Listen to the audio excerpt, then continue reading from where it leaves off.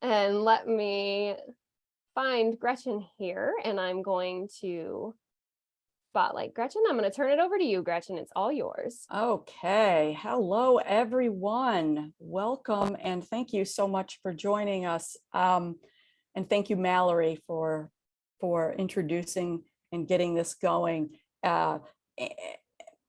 I'm not even sure if you need this information, if you're well versed, and Mallory did a bit of an introduction, but Caron Treatment Centers, the reason that Mallory and I are certainly lucky enough to be here tonight is a national leader in the treatment of addiction and behavioral health care, and utilizes the 12 steps of recovery in their treatment. As Mallory said, we're sort of all over the place and growing. We sort of wish that there weren't the need, but these are the days. I'm going to start with a little video. When I was young, I was plagued by fear and self-pity. Drinking made me care less about my insecurities. My life was in shambles, and I was trying to figure out how to pick up the pieces. At first, I never drank on the job, but eventually I did. Removing alcohol wasn't enough. It left me depressed and lonely. That's where AA offered a solution. The people I met thought like me. For the first time in my life, I felt like I wasn't so crazy. I remember sitting in the AA meeting and thinking, I finally found a place where I belong. I never thought I could have made it through those hard times as the happy person I am today. AA not only keeps me sober, it helps me live a much better life. I found out I can do this thing, one day at a time. I've never been happier in my life. If you have a problem with alcohol, contact AA. It works for me. And for me. And for me. And for me. So who am I? This is a picture of my beautiful pre-bleached self. Right about at the bottom of my addiction. So I have been participating in prevention, education, and early intervention for over 20 years. I've been with Caron Treatment Centers as a coordinator for about 5 years. And I've been in recovery for 27 years using and utilizing a 12-step recovery program. And a bit of a disclaimer, I can't remember the last time that I was so self-conscious and so thoughtful and a little uncomfortable presenting. And I love presenting. I love being the center of attention. But my fluency of the 12 steps is my understanding my words. And it's a very rare opportunity that a person in recovery who utilizes the 12 steps sort of outs themselves this way. So this program is very dear to me, and I hope to do it justice, but I'm also a very flawed recovering alcoholic. So just bear that in mind. And you folks, my goodness, as I created this, I thought, who is going to be attending this? How do I make this interesting for all of you? No matter why you're here, I'm just glad you're here. Let's start with a little history. Man, I guess there would be no 12 steps if there weren't Puritans, propaganda, and Prohibition. So I think the purpose of me starting with history is to maybe give a greater appreciation of where we are now. So alcoholism has been a part of America since the first Europeans set foot on terra firma. And it was a very important part of life, daily life. And right from the beginning, it was causing issues. It grew during the American Revolution. It was actually considered the water of life, and it was used for entertainment and anesthesia and sort of a self-medicating antidepressant. And then the temperance movement came in, right? One of these things that were called these perfectionists. Boy, doesn't that sound like a movement set up for failure if human beings are going to be involved, right? A perfectionist movement where women played a strong role, but I also think were very, were heavily involved in the propaganda. Granted, the drunkenness that was going on at the time did highly affect women and families. And it was generally sort of a movement where non-drinkers tried to convince other drinkers to stop drinking. And you know how much we love to be told what to do, right? And it eventually led to Prohibition. I found this all fascinating because it forced me to sort of dive into this and look at these women's faces. Woo! They are not happy. And these are just some of the propaganda that was going on around temperance leading into Prohibition. I love this one because it could not be more grim, where they talk about babies being smothered and fallen girls, and it's just ridiculous, insanity. And now imagine a person is actually suffering from alcoholism. I will remind people to mute if possible. I know I accidentally forget sometimes. If a person was struggling with alcoholism at the time, what they were being presented with were shaming messages. I just think that's just bizarre, and it's part of our history. So Prohibition came along in the 1920, 1933. It lasted 13 years, and it outlawed very specific things: manufacturing, exportation, importation, sale, distribution, transportation, all of alcohol, but not consumption. So it ended up being a huge, right, we know this, illegal trade where there was violence and a lot of money being made, and didn't do a whole lot to stem the flow or treat the people that needed to be helped. So let's talk about treatment. Benjamin Rush, kind of a cool guy and a man ahead of his time. He was, one of our founding fathers, signed the Declaration of Independence, but he was also a physician. And, he referred to alcoholism as an uncontrollable, overwhelming, irresistible desire to consume alcohol. That pretty much translates to today. I certainly felt that when I was in active use. And he was, even back in the 1700s, a person who argued that it's a disease that required treatment. He's way ahead of his time. And his words didn't fall on many ears that were wide open listening. And some of his writings actually sort of led to the temperance movement. He had a great idea, and it didn't really roll out the way that it could have. So in the 1800s, there started being these particular homes to house what's called inebriates, lodging homes, homes for the fallen. And these were short stay, voluntary, non-medical, and basically just isolating people from alcohol. And then in New York City, they opened an inebriate asylum in 1864. Anything that has the word asylum scares me. And it was medically monitored. It's basically the first addiction treatment center.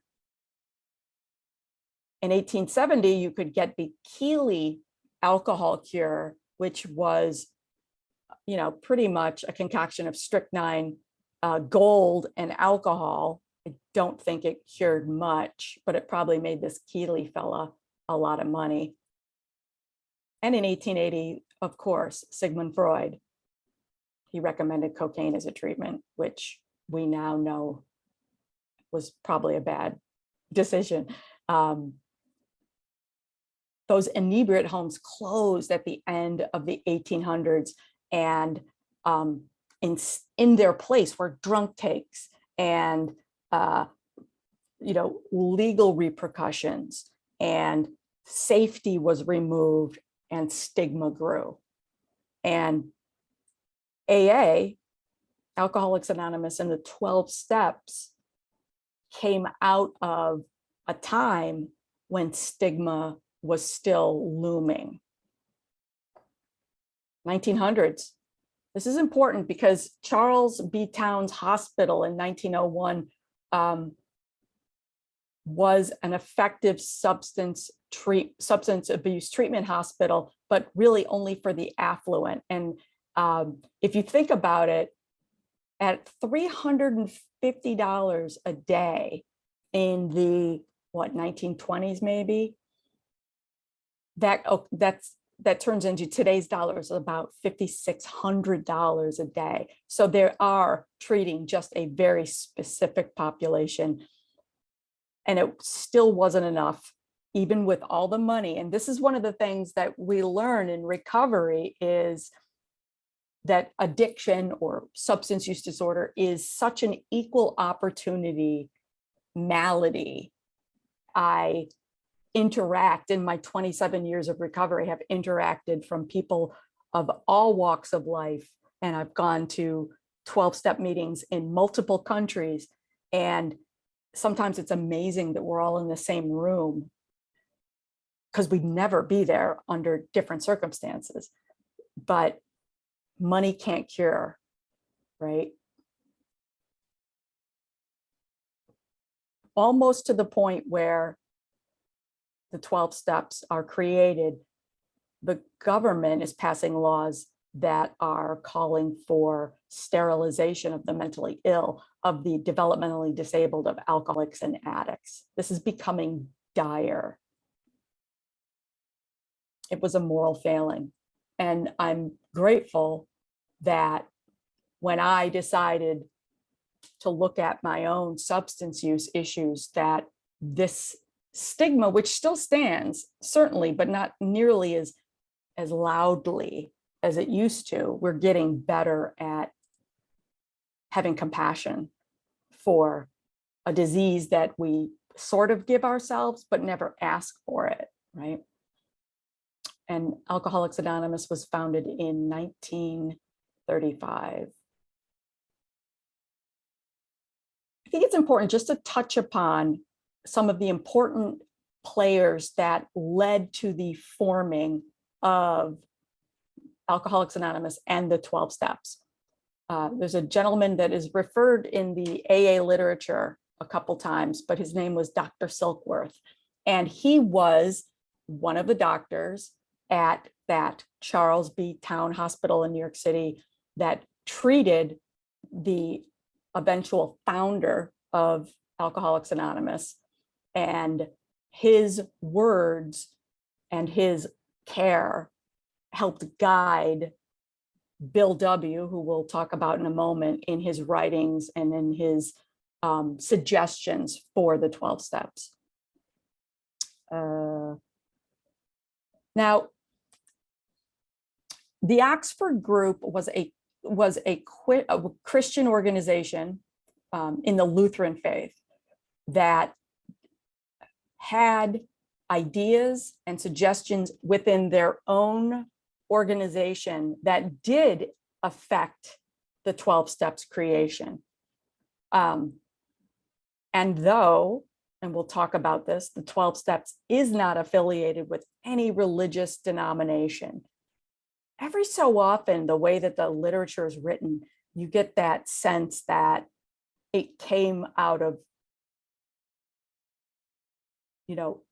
not Christianity, but it was formed from it and changed from it. And I say that as someone who went into the 12 steps not believing in God, thinking that it was ridiculous. And we'll talk more about that. But my hat's off to the Oxford group, because without them, there would be no 12 steps. Ebby Thatcher was a member of the Oxford group who just happened to be a childhood friend of AA founder Bill W., who was the person who first approached Bill with these concepts that then Bill absorbed, changed, and then turned into the 12 steps. So let's talk about these founders. So Bill W. and Dr. Bob. So Bill W. was William Wilson, and he was born a long time ago and he died a long time ago, but when he was living, he was considered one of the 100 top most important people of the century. And I would agree. He married his wife and they lived and loved, and she stood by him his whole life, despite his flaws, even as a recovering man. He was a World War I vet, and he was a self-described hopeless alcoholic. And these gentlemen, didn't grow up anywhere near each other. Their paths just happened to cause them to cross in Akron, Ohio.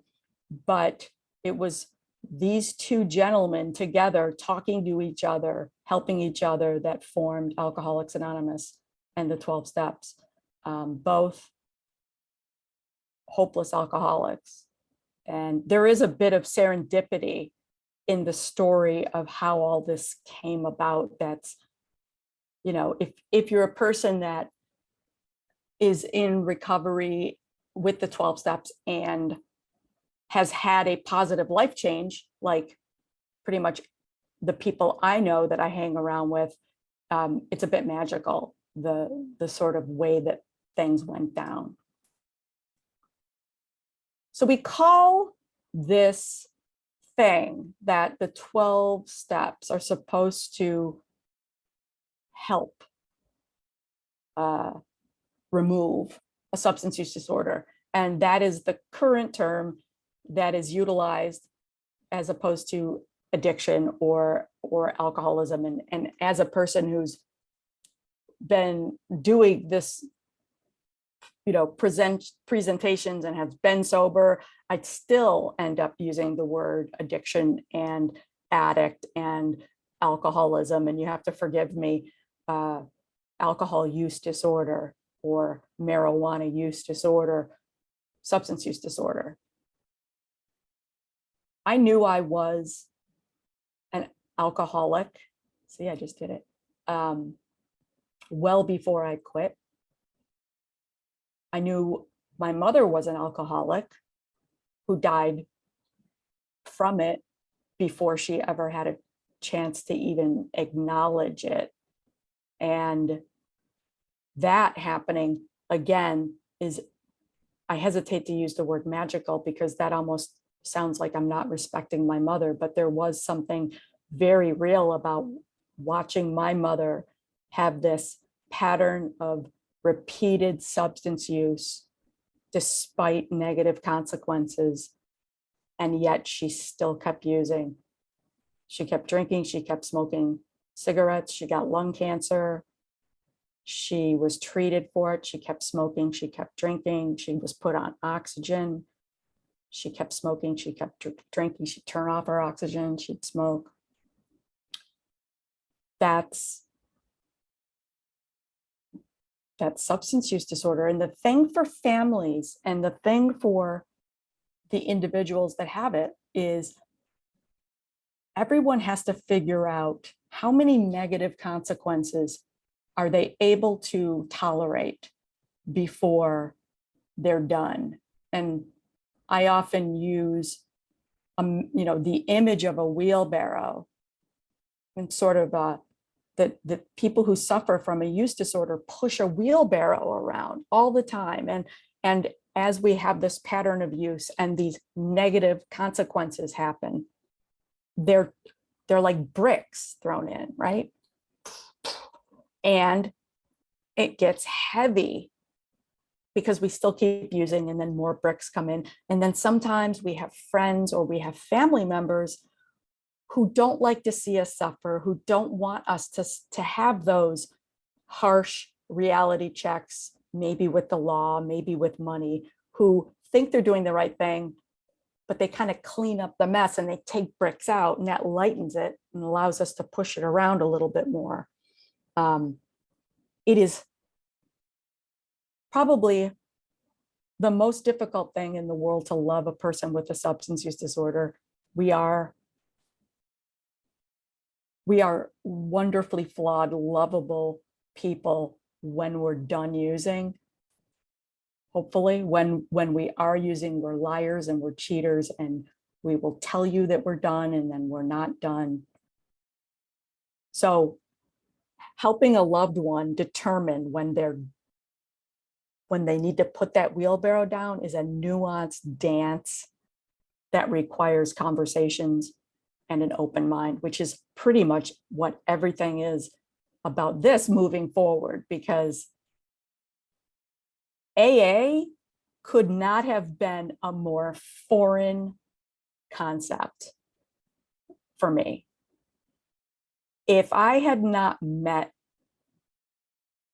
a woman who did something that we call 12-step me, she did almost nothing, but showed me that her life was amazing. And she was much older than me. She worked next door to me. She was sparkly-eyed and I was a drunk.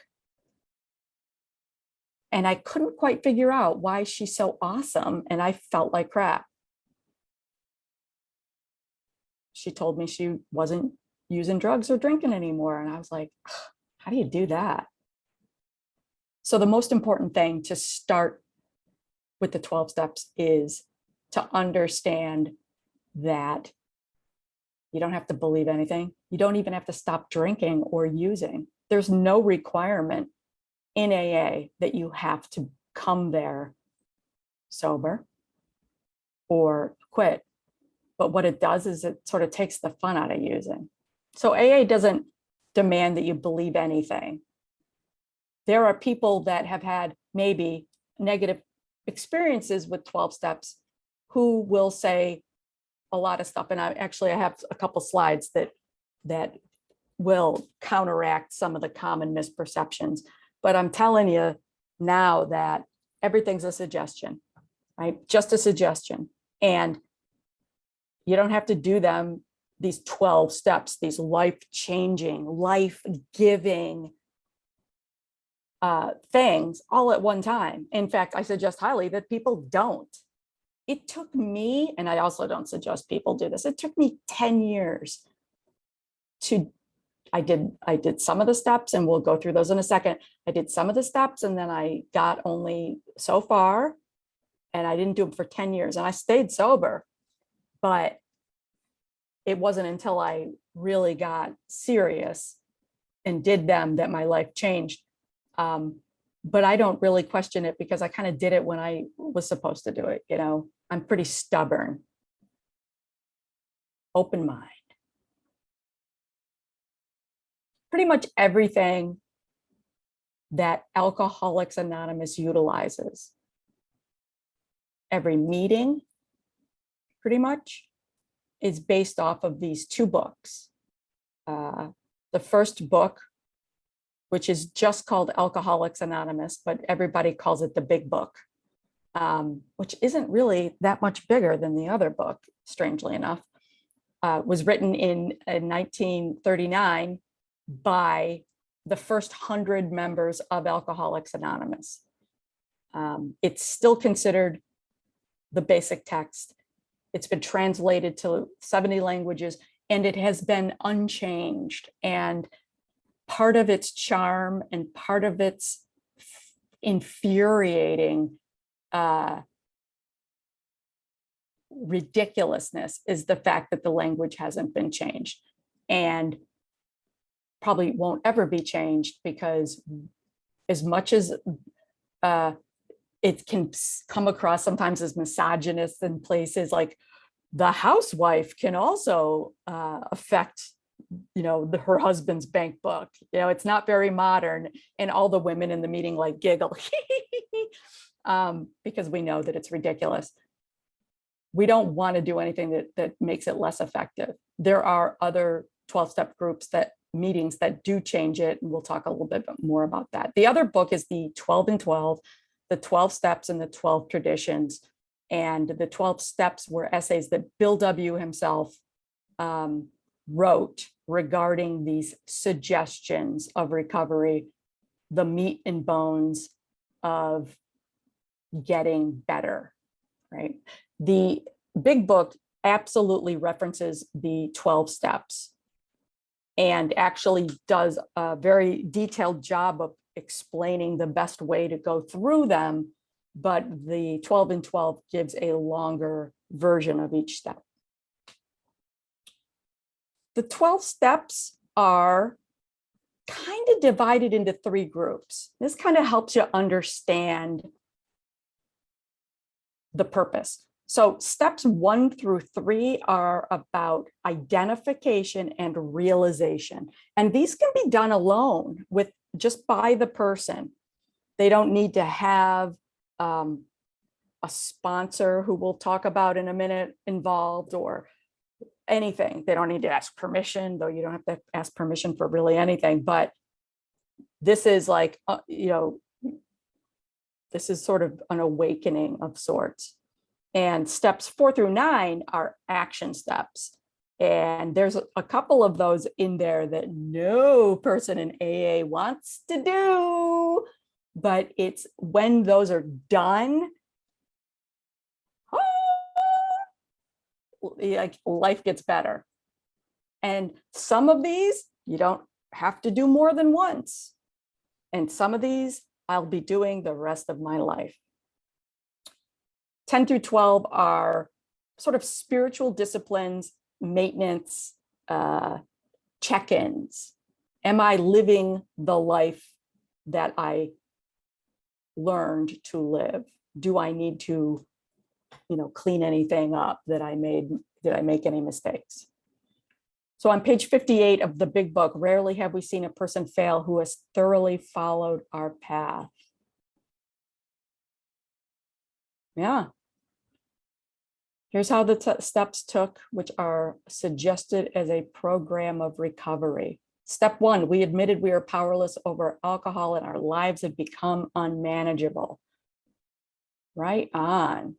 Again, the person sitting in that meeting sees these things listed on the walls. You read them and you're like, what is this place? I don't want to be here. I don't like people. I don't like myself. And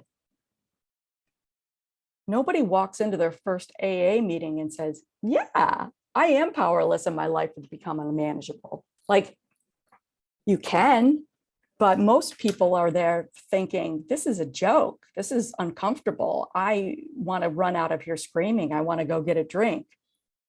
And we stay.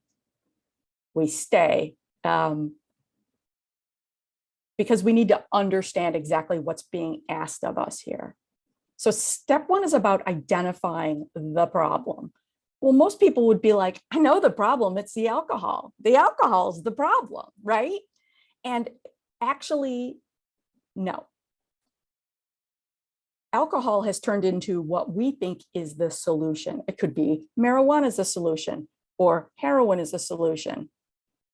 Well, then the next question is like, the solution to what? I drink too much, my family's mad at me, I can't keep a job. It's an alcohol problem.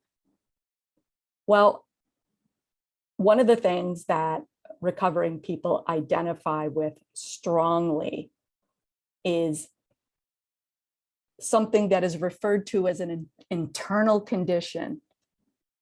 And I talk about it with my students. I do not identify myself as a person in recovery from a 12-step group. I respect the traditions of Alcoholics Anonymous, and I am anonymous. And we'll talk about why that is in a second, but I will talk to young people about this feeling that I've had my whole life, that I treated differently when I was young. When I was young, it was sports. It was being in the band. It was being in choir. It was being in the school plays. It was being the center of attention, being active, being the captain of sports. I have a hole inside of me, and I don't think other people have it. That's The problem is I feel different. And because of that, alcohol or drugs is the thing that I might use to fill that hole. I feel better when I drink. I don't feel as lonely. I don't feel like a fraud. I don't feel like whatever it is. And not everybody has that. My best friend Steve doesn't have that. He doesn't even finish a glass of wine, which baffles me because I'm a recovering alcoholic and I still don't understand why they don't do that. He doesn't have a hole. So alcohol wasn't the problem. It was the thing inside of us, the way we felt about ourselves. We compared our insides with other people's outsides, and they all look so together. I'm not together. I'm a mess. So we drink. So powerlessness, right? We use this term powerless. It's that we simply don't have control over the things that we think at this current time, or the craving or the obsession. We could physically not drink. I mean, I can physically keep my hand from drinking, but I would be thinking about it and mad about it and resentful about it. And people who don't have that disorder don't think like that.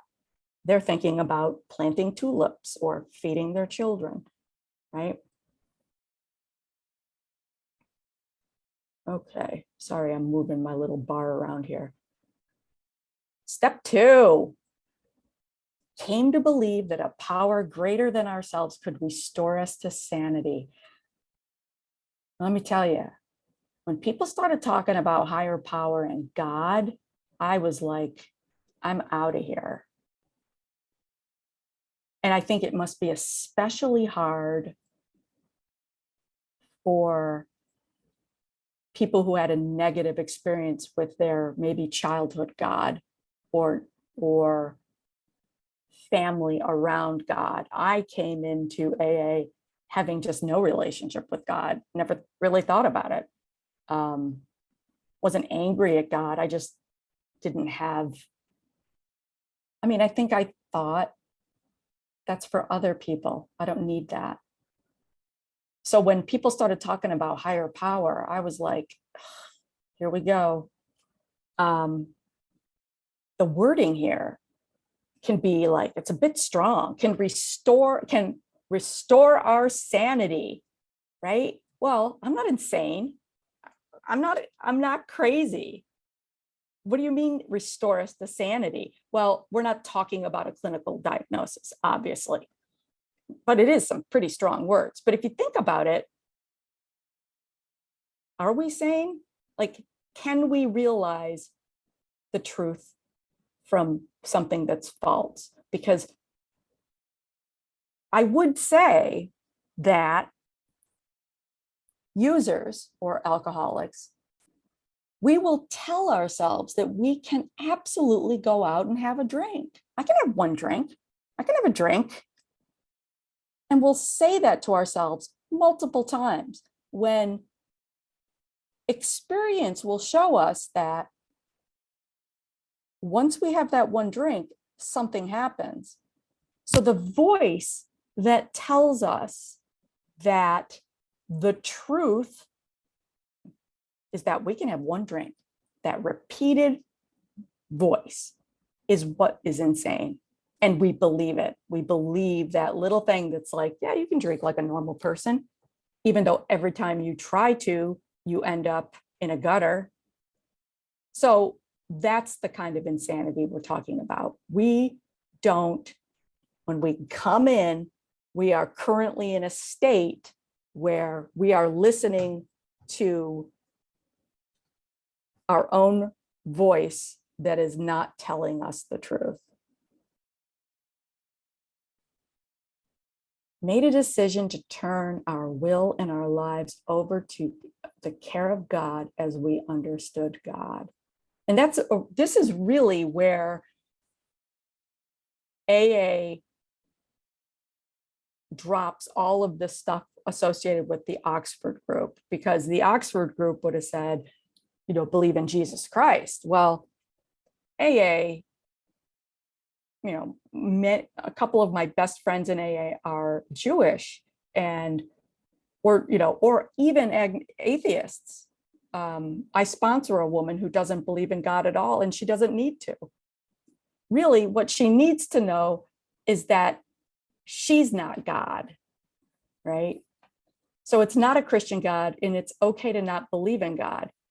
Your higher power can be anything you want it to be, as long as it's not you, because you playing God has put you in this mess. You've been controlling things and listening to the false messages and treating your internal condition with an external drug, and your life is unmanageable. So within step 3, there's really 2 decisions we're making. One, we have been trying to control so many things, and we need to stop doing that. And, we will, human nature is, this is sort of why my best friend, Steve, who doesn't drink a whole glass of wine, he will, when he visits me, he'll attend AA meetings with me, the open ones, because AA meetings are either open, meaning anyone can come, see what it's all about, or closed, meaning it is only for people who identify as alcoholics. But he'll come to an open meeting and he'll be like, everybody needs this. He loves them, people talking open and honest. But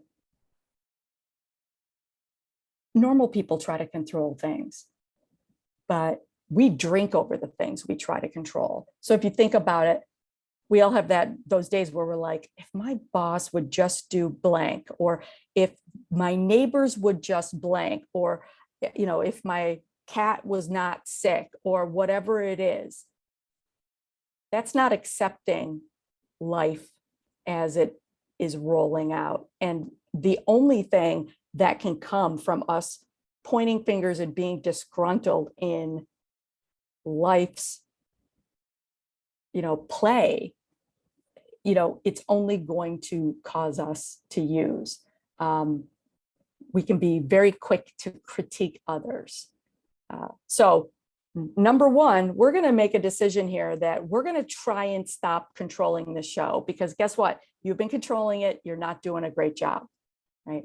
The second thing is we're going to start working on that internal condition, which is what the next steps are, 4 through 9. Like right now, we could have done this all just in meetings and thinking in our own head and reading some literature. But once we start going into the next steps, we're actually going to have to, find a sponsor and do some legit work, which is both terrifying and the most freeing stuff I've ever experienced.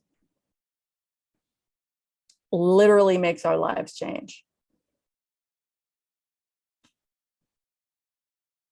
I'm mostly concentrating on the first 3 steps with this presentation, and we'll run through the other steps, which if in the end, if you have any questions about those steps, you certainly can ask. But I really wanted to concentrate on the first 3 because those are the ones that family members can lovingly help their, if they have a loved one that's using, softly, gently, lovingly work through.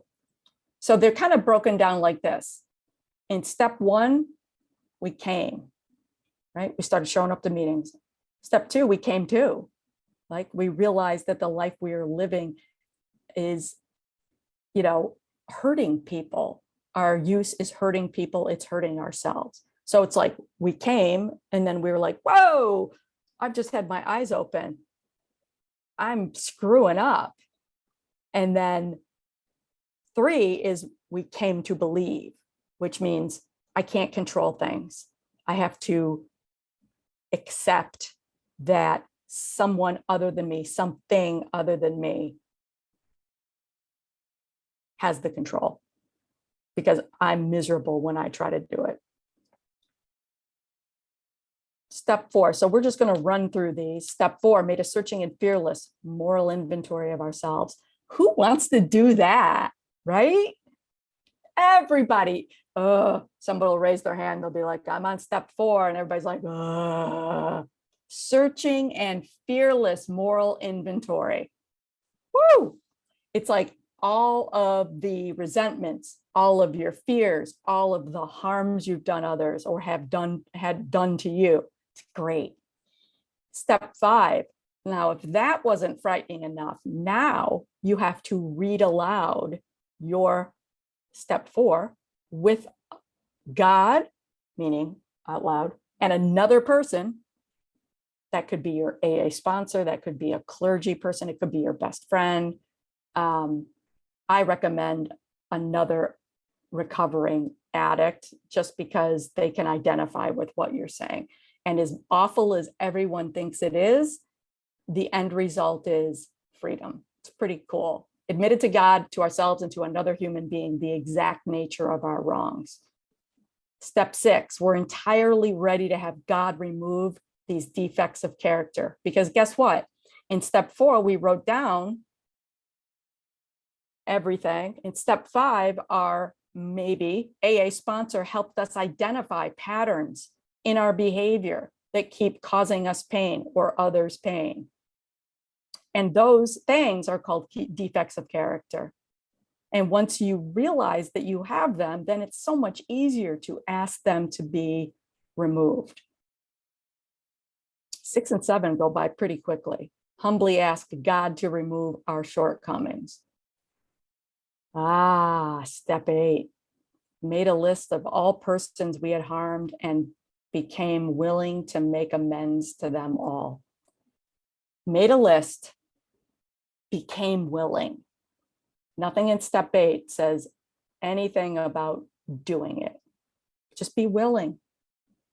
There are some people that people will be able to make amends to quickly.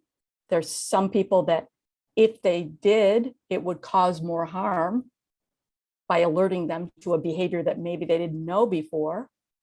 And there's some people that you can't because maybe they passed on already. I can't make amends to my dead mother.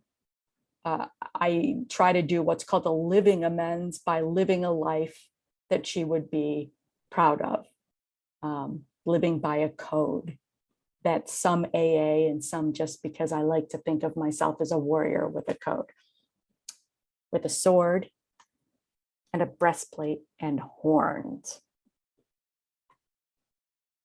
Step 9, made direct amends to such people whenever possible, except when to do so would injure them or others, right? So, forgive me if you can hear my cat meowing, like it's dying, and really it just wants me down there.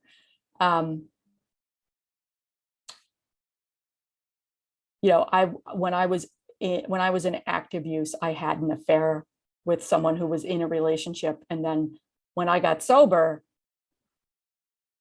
I thought I needed to make amends for that. It turns out, the person who was, their partner was cheating on them with me, didn't know about the affair. And it would have been inappropriate for me to tell the person about that in some twisted way of making myself feel less guilt so I had wonderful step 9 experiences, and some that I just have to live with. Step 10, continue to take personal inventory and when wrong, promptly admitted it. So 4 through 9 are action, right? And then step 10, step 11, step 12 are for the rest of our lives, maintenance, spiritual centeredness. So instead of having to do a step 4, where we have to do a formal process to look at what harms we've done, in step 10, I can now recognize when I need to apologize to Mallory, my supervisor because maybe I said something a little snarky. I no longer can live in the discomfort of my own behavior, bad behavior. I know it, I have to clean it up. 11, sought through prayer and meditation to improve our conscious contact with God as we understood him, praying only for the knowledge of his will and the power to carry that out. Just healthy requests for strength, for hope. Let me be loving. Let me be compassion, and meditation, which are things that are utilized by, spiritual people for centuries. Having had a spiritual awakening as a result of these steps, we tried to carry this message to alcoholics and practice these principles in all our affairs. It's a code. Briefly, the 12 and 12 is called the 12 traditions, the 12 steps and the 12 traditions. The 12 steps are for individuals. The 12 traditions are for groups that keep us from, can you imagine a bunch of alcoholics trying to set up rules? It is a very healthy way to follow principles that make sure that we don't ignite a beautiful thing like the 12 steps. And the 12th tradition is on anonymity, which is very important. AA members do not break the anonymity of other meetings. If I'm in a meeting and someone else is in the meeting, I don't leave that meeting and talk about seeing someone there. That's breaking the 12th tradition. If I see someone from my meeting out in the real world, and we're like, hey, and my friend says, how do you know that person? We don't say, oh, I know them from AA.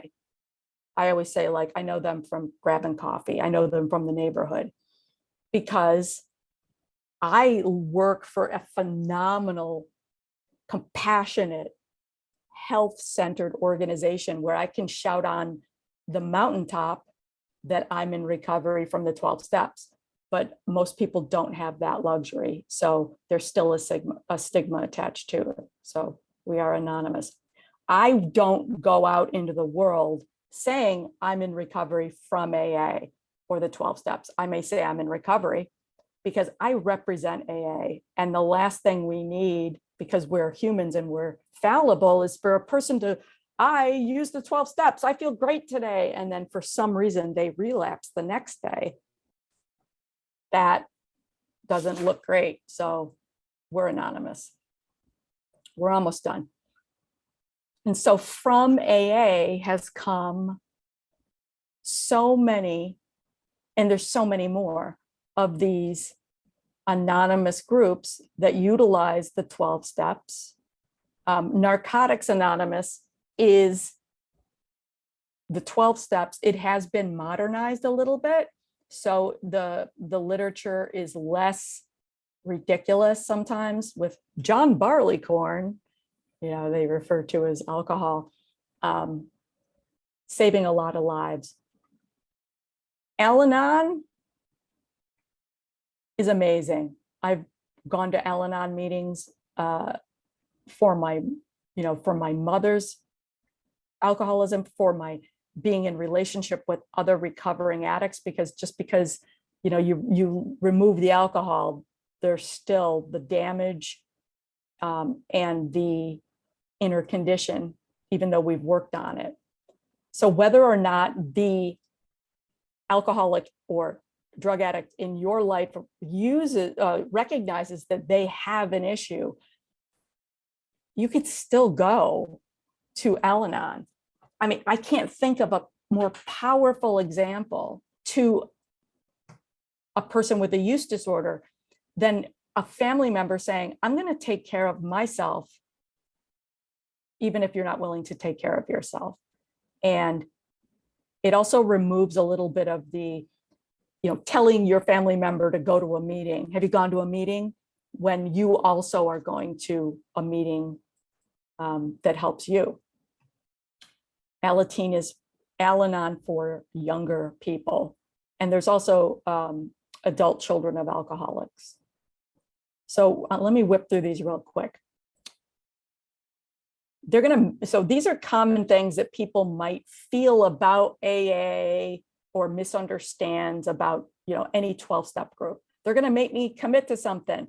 And no, AA doesn't, we don't know your last name. We don't take attendance. We don't make you sign anything. You can come and go. There's just none of that. I go to meetings, it's not working. It's gonna take time, and not all meetings are the same. I've lived in 7 states and I've been in recovery in 3 or 4. And it took me a long time to find the meeting in Philadelphia where I felt like these are my people. But I knew I had to keep searching. So working the program, which is the 12 steps and sort of Alcoholics Anonymous as a whole, is more than just meetings. It's the 12 steps and finding the right meeting that suits you. The literature is dated and offensive. Yes, it can be. But like I said earlier, it's written the way that it was written because that's how they wrote it, and we're not changing it because it works, and everyone struggles with it, and we all sort of laugh with it collectively because it's a gift, and it's also, old. It's a cult. I joke sometimes that it's a cult. It's not. It's the opposite of a cult. It's a complete democracy. No one is in charge of it. The leaders rotate.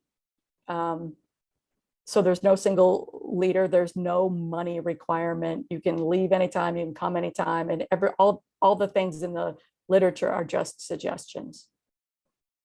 All the meetings are same. They're boring. I don't like them. No, they're not. There's many different kinds of meetings. Some do the 12 steps, some go through the big book, some are speaker discussion. Find the meeting that suits you. It talks about God. I don't believe in God. You don't need to believe in God. I didn't believe in God when I first came in. I blacked out the word God in my first big book. Some people call God a group of drunks.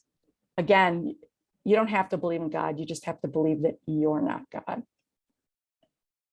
It's Christian. No. But for example, I was at a meeting the other day, and that meeting closed with the Lord's Prayer, which was a group decision. That one group, which they are allowed to do, decided to utilize that prayer. That prayer, I think, is Christian. And I don't say it when I'm in another. I don't like that, but because it's a democracy, they voted to say it. But it has no affiliation with any religion. And I would break my heart if somebody let that get in their way of utilizing the 12 steps. AA people think it's the only thing that works. No, it's not true. There's other programs that work. My goodness, therapy, yes, please. Taking antidepressants, if that needs be, all of that is like good to go. Like those are recommended if those are things that a doctor says that you need to do. Most of the people I know are big therapy fans. Who doesn't like therapy? Suggestions for the newcomers, how family members could help.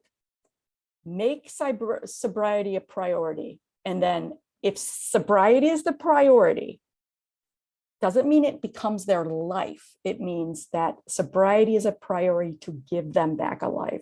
Everything else falls into place. It just will. Keep going to meetings, even if you don't like it. Keep going, keep going, keep going, keep going to different ones. Don't give up. Find a home group. People in this group of people who know you, who love you, who support you, who listen to you, who care about you, even if you don't care about or love yourself, right? It's a family, and a home group is great. Get a sponsor. So a sponsor is, a sponsor is a person who has generally more time, more experience with the 12-step program, and they are there to, they're a mentor. They're there to assist you, to guide you, to make suggestions to you, to listen to you, to love you, all willingly. No, nothing is expected for it. There is a real beauty in service, freely given, makes us feel very good, right? We all, if we've ever volunteered, you know that feeling. Traditionally, men should sponsor men and women should sponsor women. Work the 12 steps formally and informally. Raise your hand and share honestly at meetings. I had a cat die recently, and I had to put my cat down, and I went to my AA meeting on Sunday and sobbed, just snotty, wretched, awful snobs. And I had to get my pain out, and other people they couldn't have been more loving and kind, because those things held in might make me drink again. Don't confuse a meeting location with the affiliation. A lot of AA meetings are in the basements of churches. Just because it's in the basement of a church does not mean it has any affiliation. It just means it's paying rent to that free room that church has. And yes, there are alternatives to a 12-step program. And I don't know the effectiveness of these, but 12 steps isn't the only way to go. It's the way I know, but I don't want anyone to think that it's the only way. Ooh. Look at that, 1 hour. That was amazing. Okay, so do we have any questions? Thank you, Gretchen. I see some in the chat, so I will field them to you, the ones that came in the chat, and then we can open the floor if anyone would like to share. Let me stop recording quickly for the question session.